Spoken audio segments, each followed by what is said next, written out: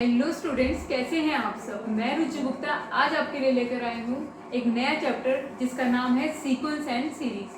अगर आप class 10th के स्टूडेंट हैं या फिर आप क्लास 11th के हैं या आप किसी कॉम्पिटिटिव एग्जाम के लिए तैयारी कर रहे हैं, ये चैप्टर आपके लिए बहुत इंपॉर्टेंट है। तो आज हम लोग जो सीक्वेंस एंड सीरीज में डिस्कस करेंगे वो है अर्थमेटिक प्रोग्रेशन।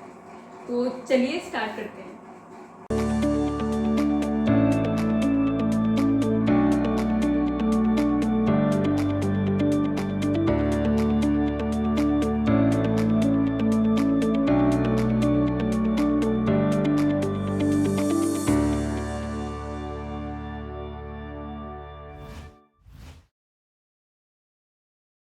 आइए सबसे पहले यही समझते हैं कि एपी होता क्या है।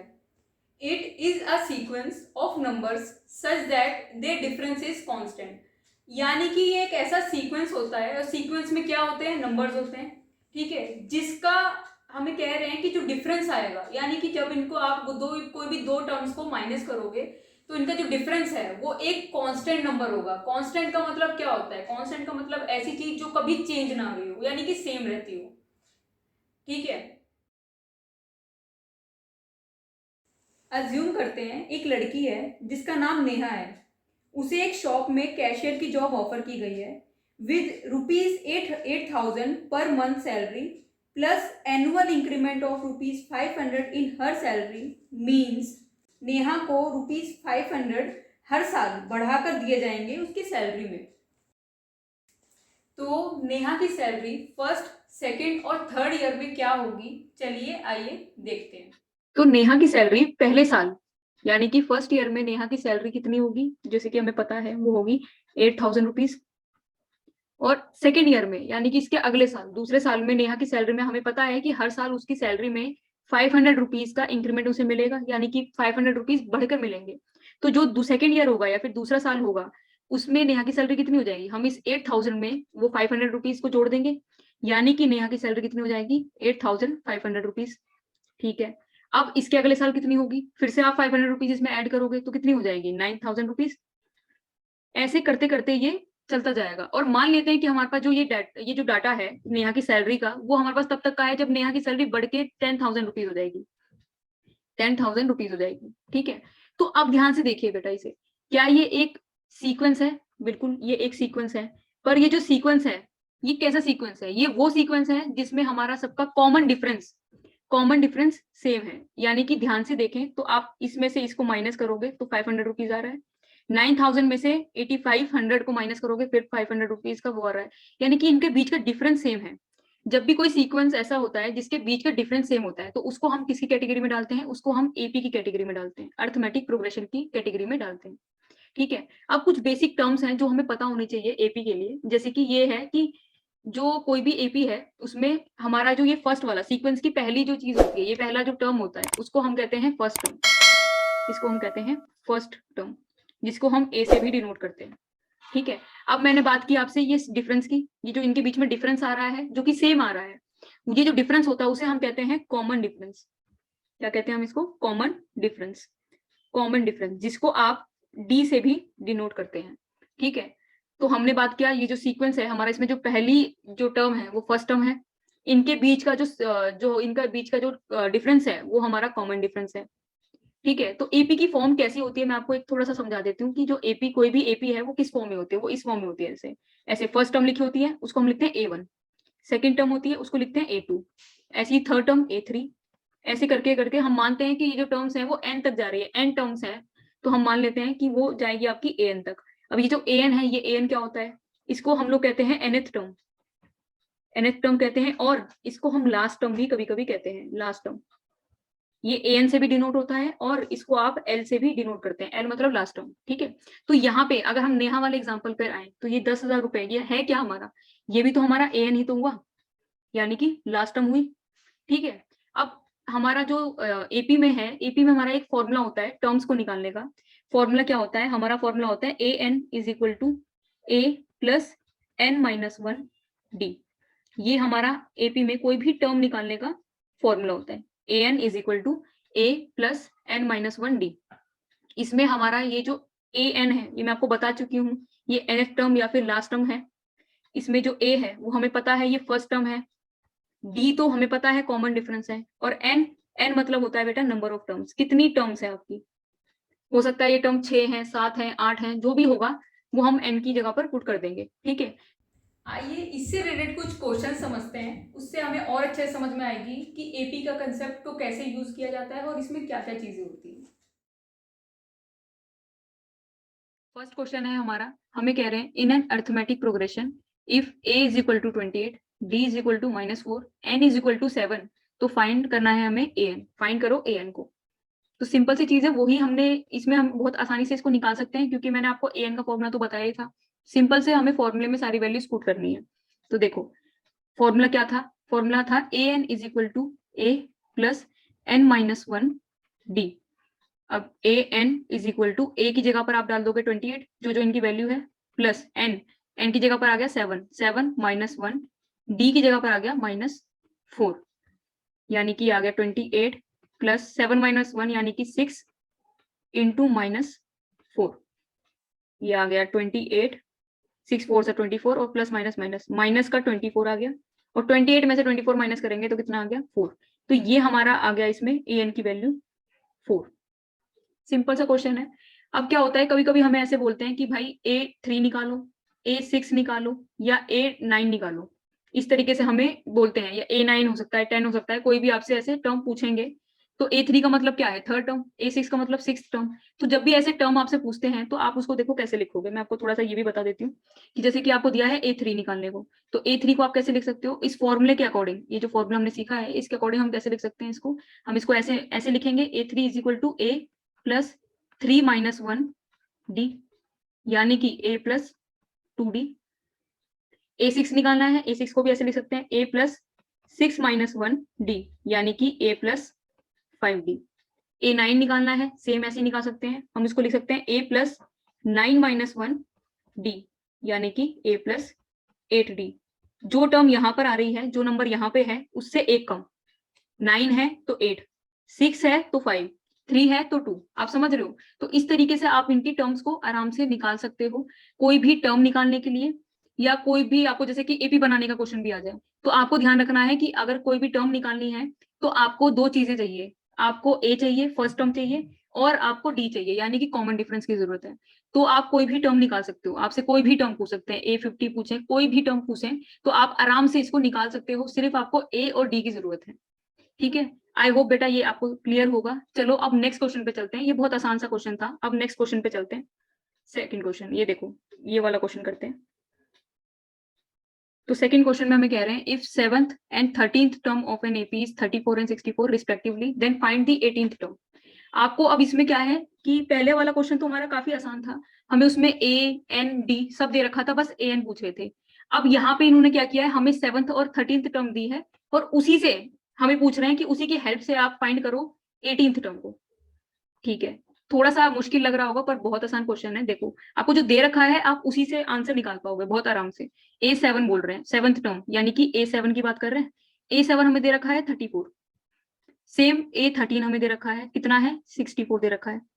अब मैंने आपको अभी पीछे क्वेश्चन में बताया है कि A7 या ऐसे करके आपको कोई भी टर्म है तो आप उसको कैसे लिख सकते हो। A7 को हम क्या ये नहीं लिख सकते A प्लस 60, आप समझ गए, फॉर्मूला लगाया A प्लस n-1, 7 -1 d, यानी कि 60 इज इक्वल टू 34, हम ऐसे लिख सकते हैं। सेम 13 को भी लिख सकते हैं, तो इसको भी लिख देंगे A प्लस 13 -1 यानी कि 12 d इज इक्वल टू 64। अब ये आपके हो गई फर्स्ट इक्वेशन, ये आपके हो गई सेकेंड इक्वेशन। और इन इक्वेशंस को सॉल्व करना हमें बहुत अच्छे से आता है, कोई बहुत वो वाली चीज नहीं है।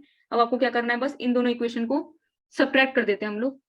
ठीक है, सब्ट्रैक्ट कर देंगे तो a plus 12d is equal to 64 और a plus 6d is equal to 34। Subtract करते हैं तो आपको पता है साइन चेंज हो जाएंगे, तो ये नेगेटिव हो जाएगा, ये भी नेगेटिव और ये भी नेगेटिव।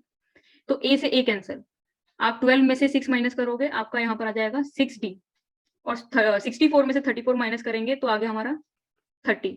तो d की वैल्यू यहाँ से हमें क्या आ गई, 30 अपॉन में 6, यानी कि 5। डी की वैल्यू हमें मिल गई। मैंने आपको बताया था कि कोई भी टर्म निकालनी है, हमें कोई भी टर्म निकालनी होती है, उसके लिए हमें दो चीजें चाहिए होती हैं, या हमें ए और डी चाहिए होता है। तो 18th टर्म, 18th टर्म आप समझ रहे हो, A18 यानी कि A प्लस 17d, इसका तो मतलब यही हुआ। तो हमने डी निकाल लिया, अब हमें ए चाहिए, कैसे निकाल पाएंगे? देखो ये दो इक्वेशन है आपके पास, किसी भी एक इक्वेशन में आप डी की वैल्यू डालोगे आपको ए की वैल्यू मिल जाएगी। तो हम चलो पुट करते हैं,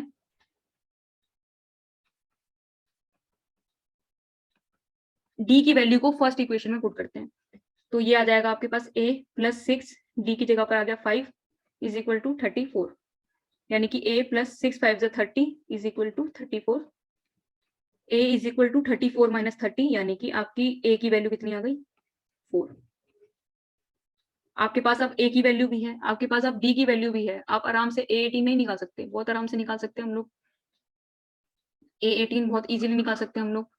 तो ये मैं हटा देती हूँ इसको, थोड़ा सा हम इसको हटा देते हैं ताकि जगह बन जाए, इसको भी हटा ही देते हैं।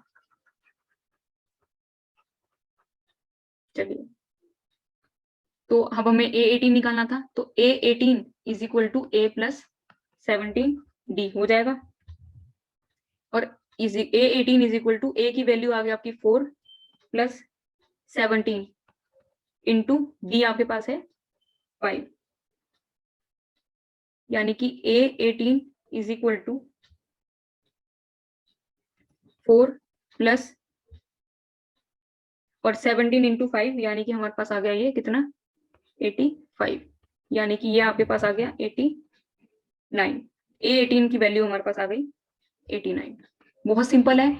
इसी तरीके से आपको कोई भी क्वेश्चन, आगे कोई भी क्वेश्चन दे सकते हैं, वो बहुत आराम से आपको बोल देंगे कि जैसे a3 आपके पास आपको दे दिया 8 है, या a5 दे दिया आपको 10 है, आपको पूछ लेंगे a20 निकालो। ऐसे करके आपको जब भी बोलेंगे तो आपकी इसमें क्या होगी, आपकी इसमें इक्वेशंस बनेगी। ठीक है, इक्वेशंस बनेगी, इक्वेशंस को सॉल्व करके ए और डी की वैल्यू हम निकालेंगे, और फिर जो हमसे टर्म पूछी है हम उसमें ए और डी की वैल्यू पुट करके हम इसको निकाल सकते हैं। बहुत इजी क्वेश्चंस हैं, ज्यादा मुश्किल नहीं है। ठीक है, तो चलिए अब नेक्स्ट क्वेश्चन पे चलते हैं। ये वाला क्वेश्चन काफी बढ़िया क्वेश्चन है, और इस तरीके के क्वेश्चंस काफी बार पूछे जाते हैं। देखो बेटा, हमें कह रहे हैं in an AP the sum of first n terms is this और फाइंड इट्स सेकंड टर्म, ऐसे करके हमें दे रखा है। हमें कह रखा है कि किसी एपी का आपको sum of n terms, sum of n term मतलब कि एस एन होता है, sum of n term S n आपको दे रखा है 3n स्क्वायर अपॉन में 2 प्लस 13 अपॉन में 2n। तो आपको कह रहे हैं कि उसकी सेकंड टर्म निकालो। अब ये क्वेश्चन काफी डिफरेंट है, काफी अलग सा क्वेश्चन है, क्योंकि इसमें क्या है, इसमें हमें सम दे रखा है एन टर्म्स का, और आपको इसी से आपसे पूछ रहे हैं कि सेकंड टर्म क्या होगी इसकी। अब हमसे कोई टर्म्स देते थे तो टर्म्स से तो हम टर्म निकाल पाते थे, अब हमें क्या है, अब हमें सम दे दिया इन्होंने।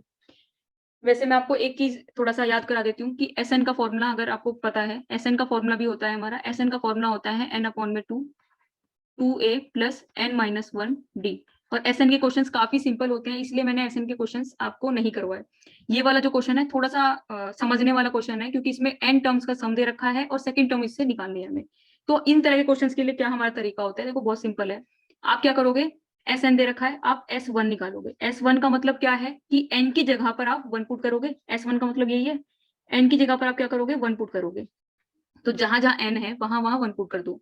तो ये आ जाएगा 3 1 का स्क्वायर अपॉन में 2 प्लस 13 अपॉन में 2 इंटू 1।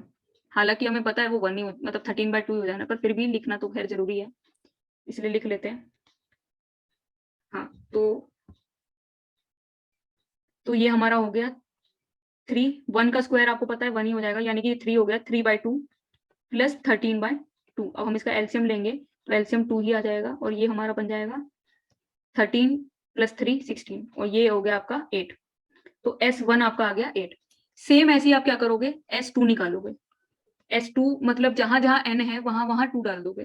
तो 3 ये आ गया 2 का स्क्वायर अपॉन में 2 प्लस 13 अपॉन में 2 इंटू 2।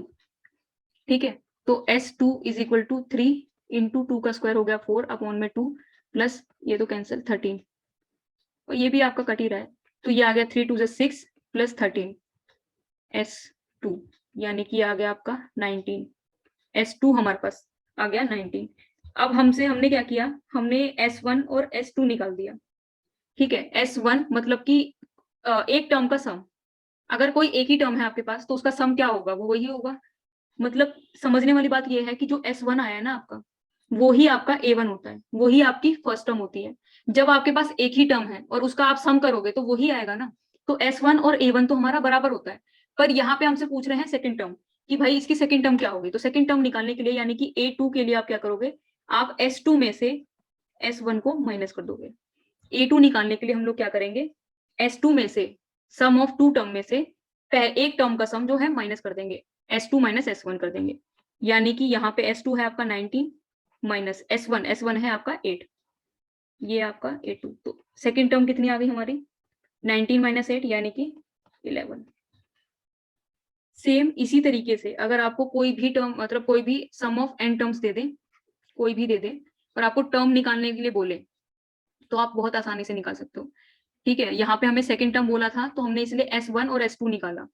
ठीक है, S2 में से S1 माइनस कर दिया। अगर आपसे A3 पूछते तो आप कैसे निकालते, सेम इसी तरीके से निकालोगे।